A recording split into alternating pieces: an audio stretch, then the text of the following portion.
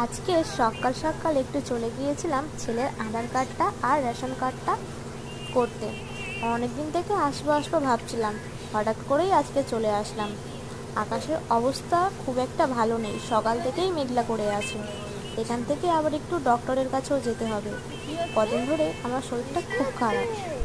হাত পাতো, হাত পাতো। জল জল, বৃষ্টি পুরো ভিজে গেছি। ডক্টরের কাছে পৌঁছানোর আগেই দেখো রাস্তায় বৃষ্টি এসে গেছে আর পুরো ভিজে গেছে। বন্ধুরা, আমি ডাক্তারখানায় এসেছিলাম আর বৃষ্টি হচ্ছে, আমরা সবাই ভিজে গেছি, এখানে দাঁড়িয়ে আছি।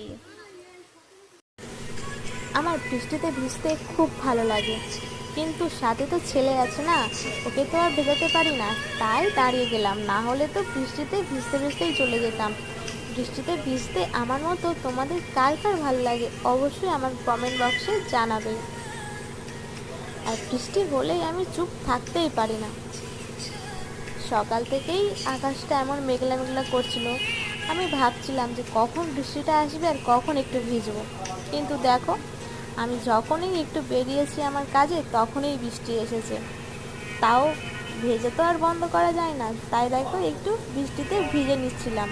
তোমাদের দাদাভাইয়েরও একটু বকাবকি করছিল, কিন্তু কে কার কথা শোনে, আমি তো একটু ভিজবই। আর আজকের মতো ভিডিওটা এই পর্যন্ত, কেমন হলো অবশ্যই জানাবে।